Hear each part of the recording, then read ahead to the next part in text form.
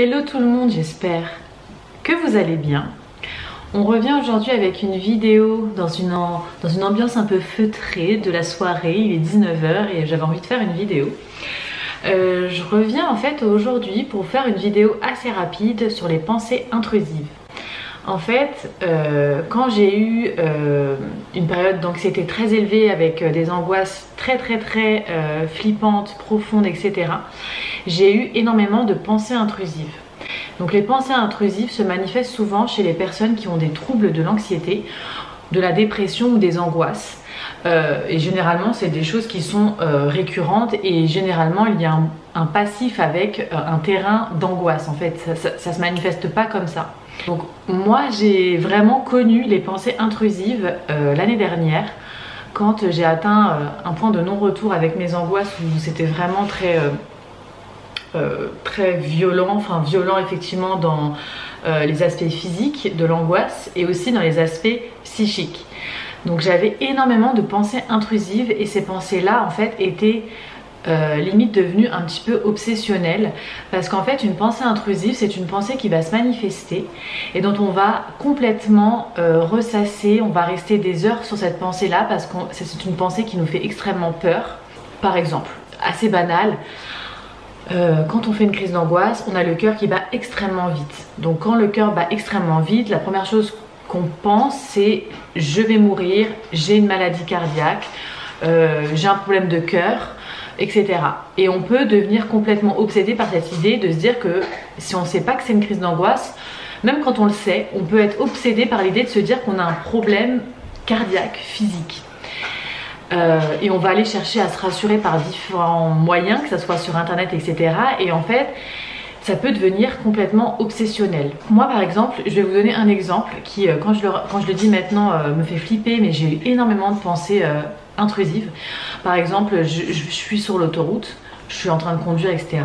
Et tout de suite je me dis, mais imagine, je roulais une fois en pleine forêt. Et je me suis dit, imagine, il y a un cerf qui sort, enfin un animal, etc. qui sort, je l'écrase, je me tue. Enfin, des pensées comme ça, qui viennent de nulle part. En tout cas, au début, je pensais que ça venait de nulle part, mais en fait, il y a toujours une racine à ces pensées intrusives. Et où je voulais en venir, et deuxième exemple, par exemple, la dernière fois, il y a un an, je faisais la vaisselle, etc. Et en fait, j'avais tous mes couteaux qui étaient rangés en fait avec la pointe vers le haut. Et pendant que je faisais la vaisselle, et j'étais à une période où j'étais très angoissée, vraiment énormément, je me suis dit waouh, mais imagine, je tombe et genre je tombe la tête la première sur les couteaux et que genre les couteaux viennent vraiment me transpercer l'œil. Voilà, je vous dis le type de pensée que ça peut être, ce type de pensée intrusive qui peuvent devenir complètement anarchiques, complètement hors de propos si vous voulez.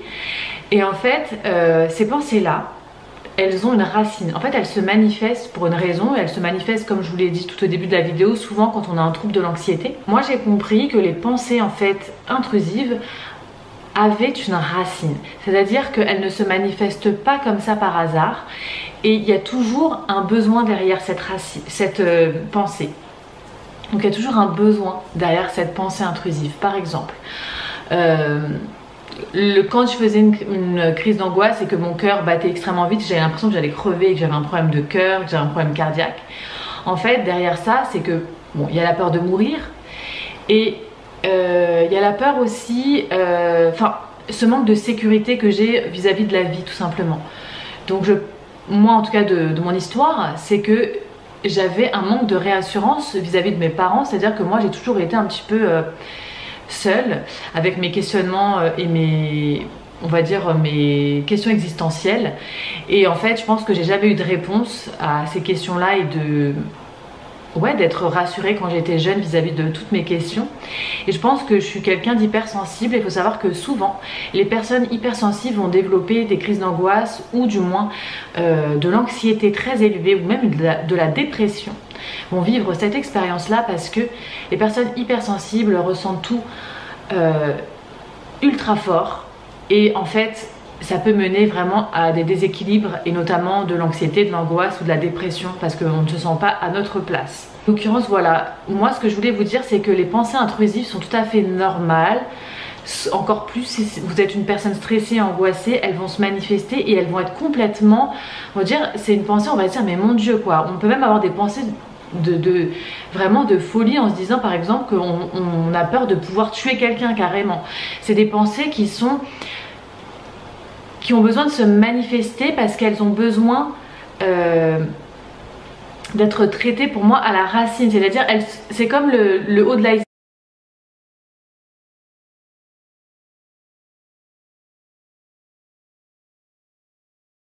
C'est la pensée, elle se manifeste. Ouh, il y a de l'orage. Ouh là là là là. J'ai vu un éclair de ouf là. Et c'est comme si la pensée elle se manifeste, mais c'est l'iceberg en fait. Orage. Et en fait, il faut juste, enfin juste, c'est pas aussi simple, hein, mais il faut aller comprendre pourquoi toutes ces pensées se manifestent et quel est le besoin derrière ces pensées-là. Des fois, c'est un besoin de réassurance, parfois c'est un besoin de sécurité, parfois c'est un besoin d'amour, parfois, voilà, il y a quelque chose derrière. De toute façon, derrière les angoisses, derrière la dépression, il y a souvent de grandes peurs. Et c'est souvent la peur d'être soi, la peur d'être qui on est. Et je pense que, en tout cas ma vision des choses, c'est que voilà, si on a une perception des pensées intrusives comme quelque chose d'horrible, on va la voir comme quelque chose de catastrophique et ça peut nous détruire. Mais je pense qu'il faut voir les pensées intrusives comme quelque chose de bénéfique parce que c'est une alerte, encore une fois. Et elles peuvent nous montrer qu'est-ce que nous avons à guérir. C'est souvent aussi... on peut dire que c'est notre enfant intérieur qui crie à l'aide et qui crie aussi pour qu'on l'écoute et qu'on prenne vraiment le temps de le guérir complètement. Et pour moi c'est vraiment ça, c'est notre enfant intérieur qui est apeuré et qui a besoin de soutien, de réconfort, d'apaisement, d'amour, beaucoup d'amour. Et voilà, pour moi c'est vraiment toute une guérison de l'enfant intérieur qui est encore présent en nous. Et toutes ces pensées intrusives, elles ressortent pour une raison, donc il faut vraiment essayer de les voir comme des petits cadeaux, même si c'est pas ce qu'on voit de premier abord. Mais voilà, dites-moi en commentaire si vous avez déjà eu cette expérience, des pensées complètement flippantes, des pensées intrusives vraiment obsessionnelles qui vous font peur, très peur. Dites-moi quelles ont été les choses que vous avez mis en place. Dites-moi si vous êtes des personnes angoissées ou pas, ou vous avez déjà traversé de l'angoisse ou de la dépression, etc. Et je vous fais des gros bisous, n'hésitez pas à partager ma vidéo, n'hésitez surtout pas à la liker et à mettre un pouce vers le haut et à commenter. Je vous fais des gros bisous les amis, je vous dis donc à la semaine prochaine pour une nouvelle vidéo et je vous embrasse très fort. Et je vais juste vous montrer si on peut voir, je crois pas qu'on peut voir. Il y a mon linge qui sèche. Est-ce que vraiment vous avez envie de voir ça? Je ne sais pas. Mais en gros, il pleut de ouf et il y a de l'orage. Je vous fais des gros bisous.